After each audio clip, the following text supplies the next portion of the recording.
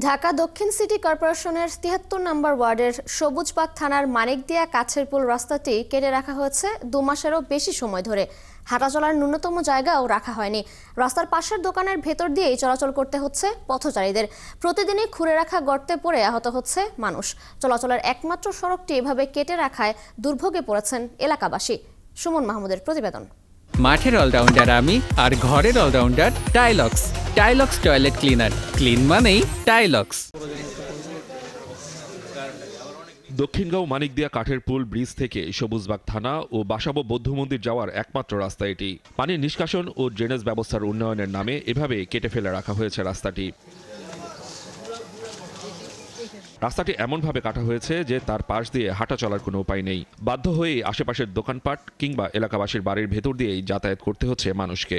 বন্ধ হয়ে গেছে রাস্তার পাশের অনেক দোকানপাট। ছেলে ফেলে স্কুলে নিতে সমস্যা হইতেছে, পরীক্ষার জন্য ফাইনাল পরীক্ষা চলতেছে, অনেক কষ্ট করে আমরা যাতায়াত করতেছি। রাস্তার মাঝখানে ড্রেনের ব্যবস্থা হচ্ছে, পাইপ বসাচ্ছে, কিন্তু যে পরিমাণ তাদের লোকবল দরকার সে পরিমাণ লোকবল তারা নিয়োগ করছে না, যার কারণে মনে করেন যে অনেক সময় লাগতেছে। এই রুটটা হচ্ছে সবচেয়ে বিজি রুট, কারণ এখান থেকে আপনার কোনাপাড়া বলেন, যাত্রাবাড়ি বলেন বা শেখের জায়গা, এটাই সবাই ইউজ করে।